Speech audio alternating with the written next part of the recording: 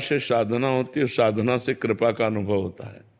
जब हरि कृपा गुरु कृपा होती है तो साधना में हमारी रुचि होती है, और जब साधना होती है तो कृपा का परिचय मिलता है कि हमारे ऊपर अपार कृपा भगवान की है, और उस कृपा में रोता है, उस कृपा में आनंदित होता है, उस कृपा में वो बह जाता है और वो भगवान के चरणों तक पहुंच जाता है।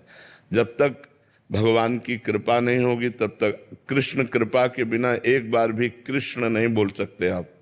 राधा कृपा के बिना आप एक बार भी राधा नहीं बोल सकते।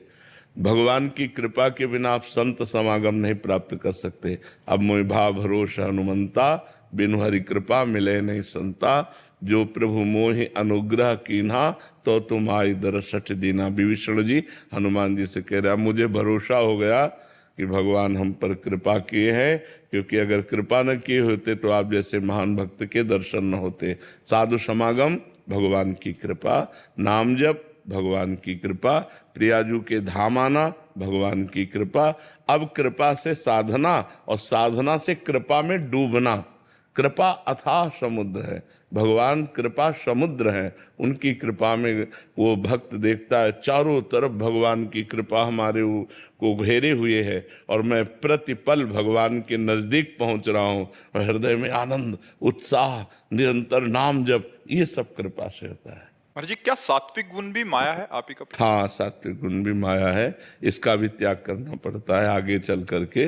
पहले हम जैसे कांटे से कांटा निकालते हैं तो हम सतोगुण बढ़ाकर रजोगुण तमोगुण का त्याग करते हैं, फिर भगवान की भक्ति के प्रभाव से गुणातीत हो जाते हैं, तीनों गुणों से परे।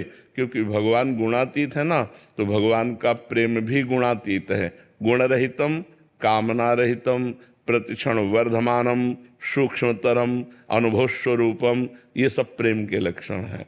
तो जो सतोगुण है ये भी दयादि वृत्तियों से बाधक बना देता है।